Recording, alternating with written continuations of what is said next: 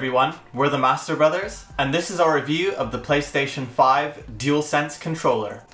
Which is probably the best part of the PS5 and the biggest upgrade across next-gen consoles. We're going to be breaking it down using our Master rating, so that's M for money, A for aesthetic, S for sense, T for technology, E for expectations, and R for the final rating. Let's get into it. For money, there isn't too much to get into. They currently cost £60 or $70 because they just came out, so there aren't many discounts going. But they should last a really long time, and they're a pretty big upgrade over the DualShock 4s. So I'm giving it a score of 7 out of 10 for money. And I'm also giving it a 7 out of 10. Yeah, I think it's pretty expensive. Unfortunately, there's no other sort of competitors out there for it, so there isn't much to drive the price down. But it is a good controller. And it does look really nice too. Now we are starting a gaming channel. You can check it out. We'll put a link in the description. We'll be doing some streams on Gran Turismo Sport with our racing simulator. Can't wait till Gran Turismo 7 comes out.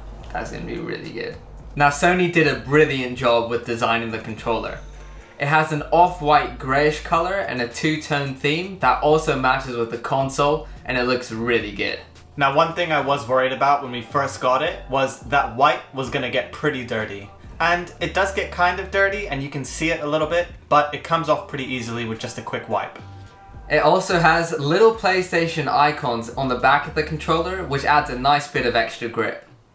They also changed the light from the DualShock 4, so instead of being on the back of the controller, it's now just below the touchpad, and it's a lot more subtle, which is definitely preferable. It's not like kind of loud. It's just a nice little glow. Yeah, it's nice. I never understood why they had that massive light on the back of the controller. Yeah. Because you couldn't even see it. And you can also see which player number you are by counting the number of lights that show up. So 1 light for player 1, 2 lights for player 2. For aesthetic, I'm giving it a score of 9 out of 10. And I'm giving it a score of 8 out of 10. I think I would have preferred if there was a little bit of a pop of color, like a kind of, I guess when they do retro controllers and like different color schemes, I'll really like that aesthetic more than this one. I don't know, I just like the simplicity of it. It's true, it is clean. Now for sense, you do get one with the console, but if you want to do split screen or just have a spare one, I would say that the DualSense is probably your only sensible option. Yeah, you could use the DualShock 4, but that only works with PS4 games, so it's not even really a replacement because you can't use it with the latest games. So yeah, I mean they've also done a really good job of making this controller really immersive as well with all the new tech that's been packed into it. So I'd say it is pretty sensible. Yeah, really, it's the only thing that you physically interact with when you're playing games, so I would say it's a pretty sensible purchase. So for sense, I'm giving it a score of 8 out of 10. And I'm also giving it a score of 8 out of 10. It's a great controller, but I just wish it could be a little bit cheaper. Now let's get into tech. All of the new tech that's been packed into the DualSense is what really makes the PS5 feel next gen, because it's what you're interacting with most, and yeah, it's just taken the whole gameplay experience to a new level. Now we will be releasing a review for the PS5 console very soon, so make sure to subscribe and click on the notification bell so you don't miss out. So it still comes with the motion controls, touchpad, and built-in speaker from the DualShock 4, but the 2 new major additions are the adaptive triggers and the haptic feedback. And the best place to experience all of these is Astra's Playroom. For example, in the GPU jungle, the haptic feedback makes walking on the water, grass, and the path all feel different. And the sound effects from the built-in speaker also adds to the overall feel. When you become the robot monkey and have to climb, the adaptive triggers and motion controls kick in, so you have to move your controller and then use the adaptive triggers, which add a bit of resistance to help you grip onto the rocks. Yeah, it just makes the whole experience a lot more immersive. In Spider-Man Miles Morales, the adaptive triggers add a bit of resistance when you're shooting web to swing off of buildings, and the haptic feedback does a fairly good job at simulating the wind resistance as you're flying through the streets of New York. Swinging. You can't fly, Sean.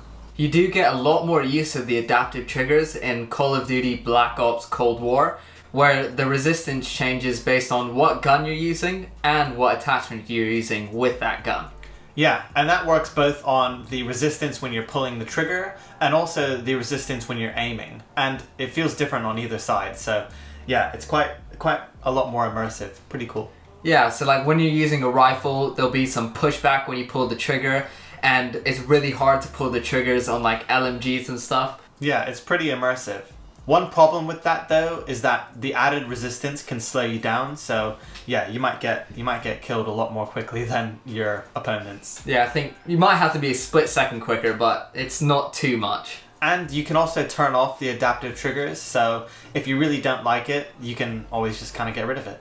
Yeah, but I just love the immersion of it, and I think even going back to Warzone that doesn't use the adaptive triggers, it feels so much different and actually not as much fun. Really? Yeah, I quite like it.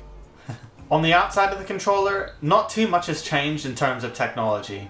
They've added USB-C to the back, but it doesn't seem like you can really fast charge it. It seems like it's limited to just 7.5 watts, and trying to charge it on anything faster might damage the battery in the long run.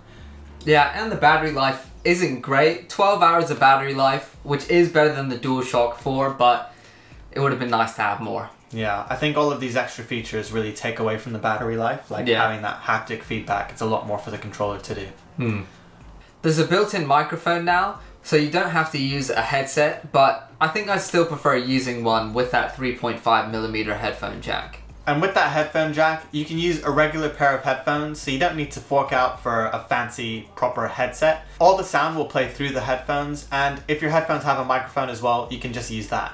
Overall, the technology in the new DualSense controller is truly next gen, and I can't wait to see what other games do with them. So overall, for technology, I'm giving it a score of 9 out of 10. And I'm giving it a score of 9 out of 10 as well.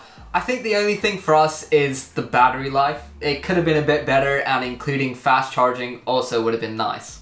Now, for expectations, usually the controller is something that you don't really think twice about in terms of how much it's immersing you into the game itself.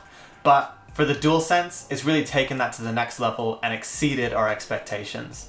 Yeah, to be honest, I never thought I could get excited about controller, but it is just so good. Yeah, so for that, I'm giving it a score of 10 out of 10 for expectations. And I'm also giving it a score of 10 out of 10. So now, for our final master rating.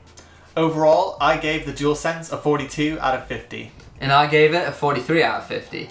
Which gives us a final master rating of 85 out of 100. Yeah, the tech that they managed to pack into this controller is really just next gen. The adaptive triggers, haptic feedback, and just the overall package is pretty amazing. Yeah, it makes the whole experience a lot more immersive, which we've said about a million times now. But exactly, yeah. It's true. I think the only drawbacks is with the money, it is a bit expensive, and the battery life isn't great. Yeah, hopefully as time goes on, there are a few more competitors that come out for it. So yeah, the price will go down a bit and the competitors might be even better. Let's see. There's a lot of potential. Please remember to like and subscribe if you enjoyed the video. And from the Master Brothers, we'll catch you on the flippity flip.